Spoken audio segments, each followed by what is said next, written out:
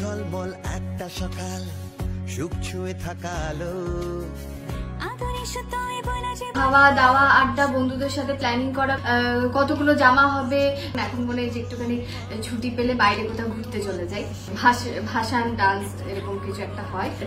ঢাকের আওয়াজে নাচ করা, বিসর্জনে ডান্স করা, সিঁদুর খেলা, এইসব আমি প্রচন্ড করি, এখনো করি, খুব মজা করি। কিন্তু এই আশাই থাকে যে পরের বছরটা আবার আসে, আবার মজা হয়।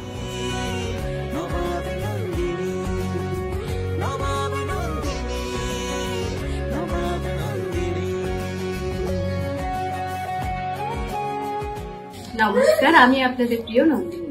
আমার কাছে পুজো মানে বিশাল বড় সড়ো ব্যাপার। ছোটবেলায় তো খুব মজা করতাম, মানে এক সপ্তাহ মহালয়া আসার সময় ভাবতাম যে কি করব, কোন দিন পরবো, প্ল্যানিং, কতগুলো জামা হবে, খাওয়া দাওয়া আড্ডা, বন্ধুদের সাথে প্ল্যানিং করা, কোথায় কোথায় যাওয়া হবে, সকাল থেকে ঘুরে বেড়ানো, সকাল থেকে এখানে যাব ওখানে যাব, রাত্রেবেলা এই করব এইসব মজা করতাম। বাট এখন যেহেতু একটু কাজের চাপ বেড়েছে, তো এখন সেগুলো সব করতে পারি না, কারণ এখন মনে হয় যে একটুখানি ছুটি পেলে বাইরে কোথাও ঘুরতে চলে যাই। বাট এখনো আমি ঢাকের আওয়াজে নাচ করা, বিসর্জনে ডান্স করা, সিঁদুর খেলা, এইসব আমি প্রচন্ড করি, এখনো করি, খুব মজা করি। এই পুজোতেও আশা করি করব।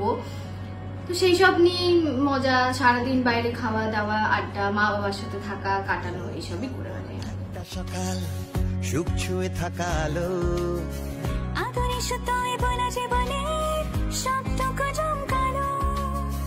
আঁচলে বাঁধনি কোনো অভিমান, গোপনীয় বান ভাসি। পুজোর খাওয়া দাওয়া মানে শুধু বাইরে খাওয়া দাওয়া, সারাদিন প্ল্যানিং করা যে কখন কি খাবো। আমি প্রচন্ড বাইরের খাই, মিষ্টি, ফুচকা, ফাস্টফুড, যা যা পাই সব খেয়ে নিই আমি। সারাদিন ধরে শুধু খাই বলতে গেলে।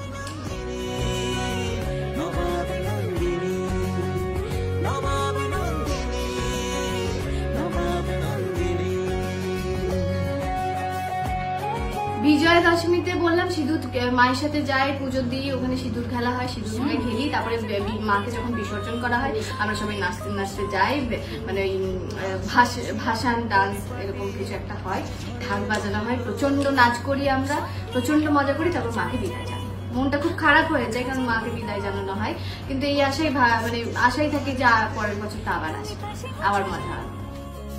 নবাব